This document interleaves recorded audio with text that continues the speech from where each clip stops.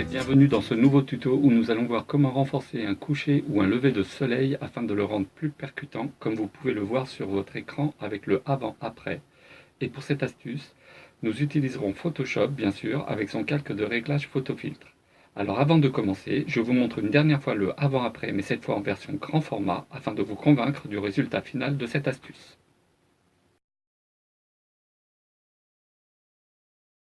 Alors nous voilà dans Photoshop et avant de vous indiquer mon astuce, on va essayer de comprendre le principe. Quand on veut renforcer un coucher de soleil, il faut bien sûr réchauffer les hautes lumières. Et pour ce faire, il faut rajouter du jaune. Alors pour ça, on va ouvrir un calque, ici.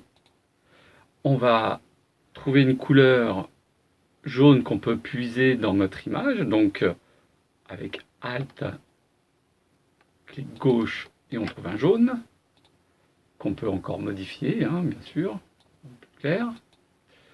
Et ensuite, Alt plus clic droit, j'agrandis ma brosse, et on passe un coup de brosse, on peut y aller à la truelle, il n'y a pas de problème.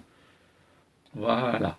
Maintenant ce calque, je vais le passer en lumière tamisée, mais on s'aperçoit là que autant les hautes lumières que les ombres sont impactées par la couleur qu'on a rajoutée.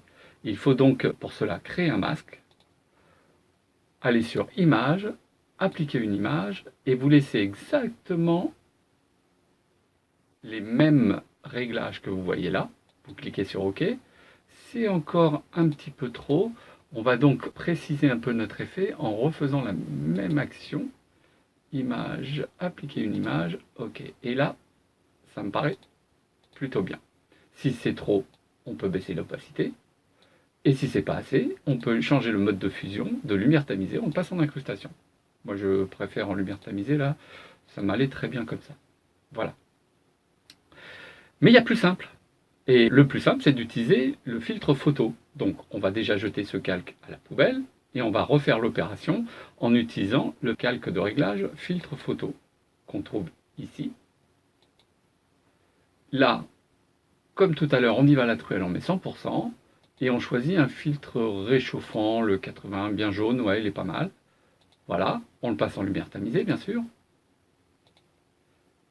Et on va l'appliquer de la même façon que tout à l'heure, en allant sur Image, appliquer une image, pour qu'il ne s'applique que sur les hautes lumières.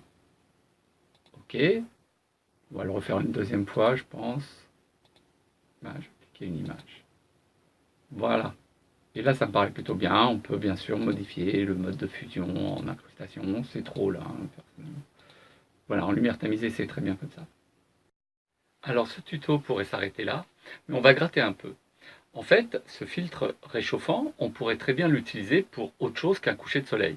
Tout simplement pour réchauffer une image qui le mériterait. Par exemple, je prends cette image, et si je me souviens bien, je l'ai prise, le soleil n'allait pas tarder à se coucher.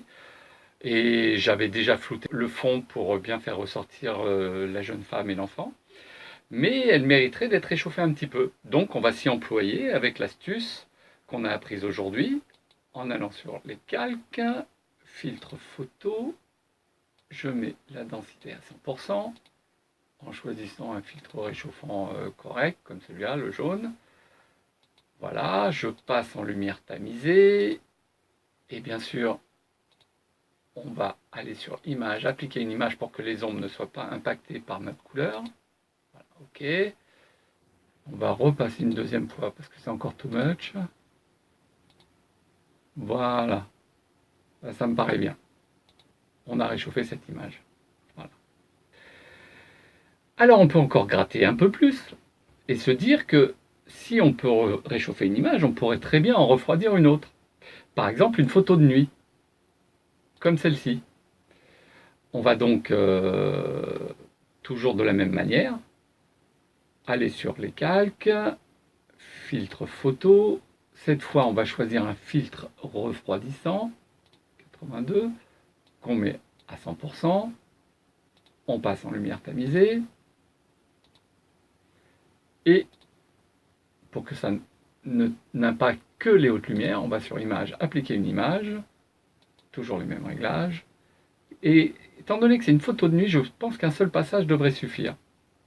Et même, je ne trouve pas assez fort. Et là, on va passer en incrustation. Voilà. Avant et après. Et voilà. Ce tuto est terminé et je vous dis à la prochaine pour un nouveau tuto.